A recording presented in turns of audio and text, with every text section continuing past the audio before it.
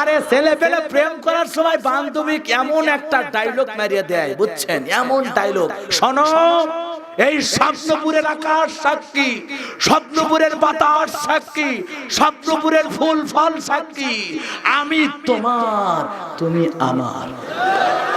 মেয়ের অবস্থা শেষ। যুবকেরা ব্যস্ত কি নিয়ে? প্রেম প্রেম। এলাকার ছেলে মেয়ে প্রেম করে, জায়েজ না হারাম? আরো জোরে কন। বিবাহের আগে যুবক, গাইবান্ধার যুবক শুনে যাও, বিয়ের আগে প্রেম ভালোবাসা করা জায়েজ নাই, হারাম। আরো জোরে কন, হারাম। কিন্তু আজকে তরুণ যুবকেরা পিকনিকের গাড়ি রেডি করে, ব্যানারে লেখা থাকে চলো না ঘুরে আসি, সুখের সফর স্বপ্নপুরী। বান্ধবী যার সাথে কলেজে পড়ে, স্কুলে পড়ে, ওর কাছে কল দেয়, কি দেয়? কল দিয়ে বলে শোনো আমার গ্রাম থেকে, আমার এলাকা থেকে একটা বাস ভাড়া করে পিকনিকে যাবে, তুমি কি বলো? কয় আমি তো তোমার হাত ধরে জাহান্নামে যাব, দাও না একটা সিট বুকিং।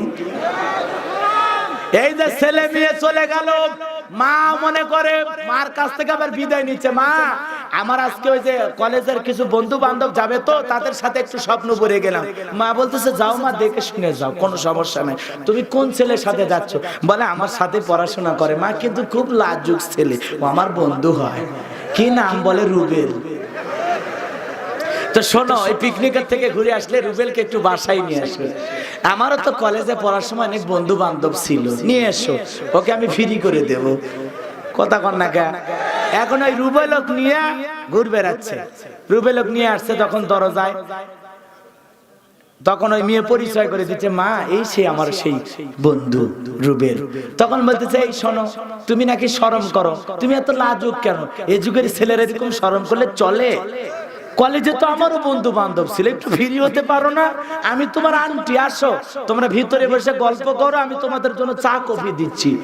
এখন ওই যুবক যুবতী ছেলে মেয়ে ঘরে বসে কি তাহাজ্জুদ পড়ছে, নফল পড়ছে।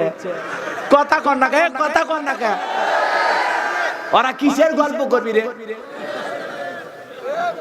ওই যে চলে গেল স্বপ্নপুর, মা ছেড়ে দিল, বাবা ছেড়ে দিল, অভিভাবক সারা বন্ধুর হাত দিয়ে 16-18 বছর বয়সে, এই বয়সটাই তো ভালো না খারাপ? জোরে কন। প্রেমের মরা জলে ডোবে না। ওরে বাবা, দেখছেন?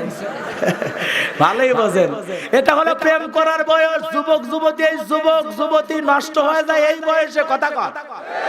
এখন এই যুবক যুবতী চলে গেল স্বপ্নপুর, গাছের গোড়ায় গোড়ায়। আরে ভাই, আমি এক ব্যাককেল হয়ে গেলাম, চিড়িয়াখানা ঘুরবে যায়। চিড়িয়াখানা কি দেখতে যায় মানুষ কন তো? রাজশাহী চিড়িয়াখানা। আমার স্ত্রী বলতেছে চলো তো হুজুর, না আজকে চিড়িয়াখানা যায়। তাহলে চলো, ছেলে মেয়ে নিয়ে চিড়িয়াখানায় গেলাম। তাই বলে কি মনে করছেন আমার বোরকা ছাড়া নিয়ে গেছে? হাত মোজা, পাও মোজা, ঢিলা ঢালা বোরকা। ওর বোরকার মধ্যে এমন বোরকা বানাছি, আমি, আমার বেটা, আমার বেটি, 4 জনে যদি বোরকার মধ্যে লুকে থাকি কেউ কভার করবে না। ঢিলা ঢালা বোরকা, ডিজিটাল বোরকা আমার বউক দেয়নি। রং ঢং টাইট ফিটিং, লেজ চুমকি ঝুমকি, হায় হায়, বোরকার মোশান দিকে মাথায় খারাপ। কথা কন না কে? আপনাদের এলাকা বসলে বোরকা নেই, মন খারাপ করছেন আপনারা, কষ্ট পাইতেছেন। বাজানো আমার যে কথা বলতে চাচ্ছিলাম, তাহলে যুবক যুবতী পিকনিকের নামে এখানে ওখানে ঘোরাফেরা করে, আমি চিড়িয়াখানায় ঢুকে জিব্বাই কামড়, গাছের গোড়ায় গোড়ায় এমন কায়দা একজন হেলান দিয়ে গল্প করতেছে, মনে হয় এই মাত্র বিয়ে করে আসছে কাজী অফিস থেকে, কিন্তু খবর নিয়ে দেখেন একটাও বিয়ে করেনি। কথা কন ঠিক না বাটি? আমার ভাইরা, চিড়িয়াখানার ভিতরে যদি একজন আরেকজনকে এইভাবে জড়াইয়া ধরে, এমন কায়দায় চেপে ধরে বসে আছে, মনে হয় জীবন গেলেও ছেড়ে দিবি না। কথা কন ঠিক না বেঠিক? তাহলে চিড়িয়াখানার পার্কের যদি অবস্থা হয়, যেগুলো ওয়ান্ডারল্যান্ড পার্ক আছে, ফ্যান্টাসি কিংডম আছে, ড্রিম হলিডে আছে, আরো কত কত 3 স্টার 5 স্টার হোটেল আছে, এগুলোর মধ্যে কি হয় আসমানের আল্লাহ ছাড়া আমি জানি না। কথা কন ঠিক না বেঠিক? মন খারাপ করছেন। আরে ছেলে পেলে প্রেম করার সময় বান্ধবী এমন একটা ডায়লগ মারিয়ে দেয়, বুঝছেন? এমন ডায়লগ, শোনো এই স্বপ্নপুরের আকাশ সাক্ষী, স্বপ্নপুরের বাতাস সাক্ষী, স্বপ্নপুরের ফুল ফল সাক্ষী, আমি তোমার তুমি আমার। মেয়ের অবস্থা শেষ। এরকম ডিজিটাল ছেলে মেয়ে আছে না নাই? এজন্য যুবকদেরকে বলে যায়, যুবক, বিয়ের আগে প্রেম না, বিয়ের পরে বইয়ের সাথে প্রেম। কার সাথে? বইয়ের সাথে প্রেম করলে সব না গুনাহ? আর বান্ধবীর হাত ধরে ঘুরলে সব না গুনাহ? এজন্য ভাইতে আপনাদেরকে বলে যায়, ভালো করে শুনে যান, এ গাইবান্ধার তরুণ যুবকেরা, বিয়ের আগে প্রেম করা জায়েজ নাই, হারাম। আর বিয়ের পরে বইয়ের সাথে প্রেম করা জায়েজ। জায়েজ কথা কোন ঠিক না বেঠিক? এজন্য বান্ধবীকে রসের আলাপ করো, বান্ধবীর সাথে রং ঢং করো, এগুলো যদি তোমার বইয়ের সাথে করো, জীবনে কোনোদিন আমল নামায় গুনাহ লেখা হবে না। অন্য নারীকে সোনা ময়না জাদু পাখি না বইলা ঘরের বউটাকে সালাম দিয়া বলো, সোনা তুমি কি করতেছো, বউ খুশি হয়ে যাবে। কথা কোন ঠিক না বেঠিক? এজন্য বইয়ের সাথে 2-4-10 মিনিট ফোনে কথা বলবেন, আদর কইরা বউকে নাম ধইরা ডাকবেন। মন খারাপ করেন নাকি আপনারা? স্বামী স্ত্রী আর সম্পর্ক করা লাগবে খুব ভালোভাবে। ইসলাম কি বলে বাজান, ভালো করে শুনে যান। আম্মা জান আয়েশা ডেকে বলেন, বিশ্বনবী যেই দিন ঘরে প্রবেশ করতেন, আগে আমি আয়েশাকে সালাম দিতেন। কোন সুবহানাল্লাহ। ফাতেমার জীবনের ছোট্ট কথাটা বলে যায় বাজান, যেই রাতের বেলা ফাতেমা দুনিয়ার জীবন থেকে বিদায় নিয়ে চলে যাবে, সুন্দর করে হাসান হোসাইনকে সেজে ঘুম পাড়াইছে। ফাতেমা সুন্দর করে সেজে বসে আছে। হযরত আলী নামাজ পড়ার পর ঘরের ভিতরে যখন প্রবেশ করেছে, হযরত আলী তাকায় দেখে ফাতেমা সুন্দর করে সেজে আছে। ফাতেমাকে দেখার পর হযরত আলী সালাম বিনিময় করলো। সালাম বিনিময় করার পর বাজান গো, ভালো করে শুনে যান, ফাতেমার হাত ধরে হযরত আলী মুসাফা করার পর দুইটা হাত বাড়ায় ডেকে বলে, ফাতেমা আসো না, ফাতেমা তুমি সুন্দর করে সেজে আসো, আসো না আমার বুকের ভিতরে আসো। এই কথা বলে হযরত আলী 2 হাত দিয়ে ফাতেমাকে বুকের সাথে চেপে ধরলেন, আদর করতে লাগলেন। হঠাৎ করে ফাতেমা ডেকে বলে, স্বামী গো, জীবনে কোনোদিন আর ফাতেমা আপনার জন্য সাজে অপেক্ষা করবে না। এই কথা শোনার পর ডেকে বলে, ফাতেমা তুমি কি বলতে চাও? বলে, স্বামী গো, আমি আপনার কাছে একটা বিষয় বলতে চাই। আমি ফাতেমা যদি চলে যাই, তুমি আমার একটা আশা পূরণ করবা। আমি যদি মারা যাই স্বামী গো, বেশি মানুষ যাতে জানাজার জন্য ডাকবেন না, কারণ আমি ফাতেমাকে জানাজা করার জন্য যদি মানুষের সামনে রাখেন, ও স্বামী মানুষ বুঝতে পারবে ফাতেমা কতটুকু লম্বা ছিল, কতটুকু খাটো ছিল, এইটা মানুষজন আন্দাজ করতে পারবে। আমি ফাতেমা কতটুকু লম্বা ছিলাম না খাটো ছিলাম, মোটা ছিলাম না চিকন ছিলাম, এটা মানুষ টের পাবে। বেশি মানুষকে জানাজা দেওয়ার জন্য খবর দেবেন না। মৃত্যুর আগ পর্যন্ত পর্দার কথা চিন্তা করছে খাতুনে জান্নাত ফাতেমা। আল্লাহু আকবার।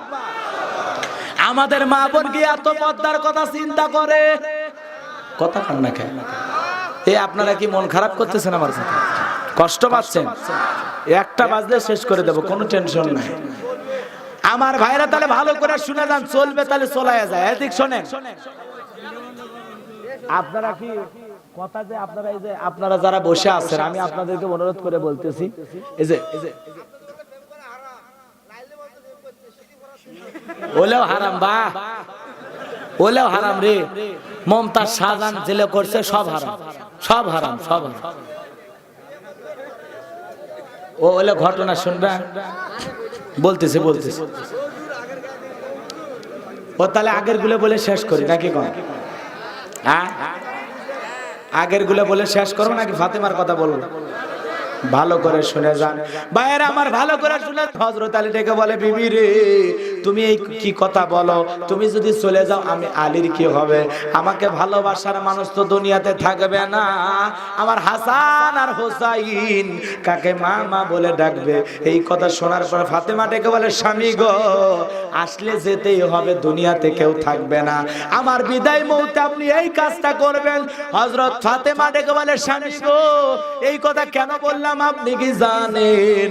আমি একদিন আমার বাবার বাড়িতে গেলাম, যায় দেখে আমার আমার বাবা ঘরের দরজা বন্ধ করে দুইটা চোখের পানি ছেড়ে দিয়ে কাঁদছে।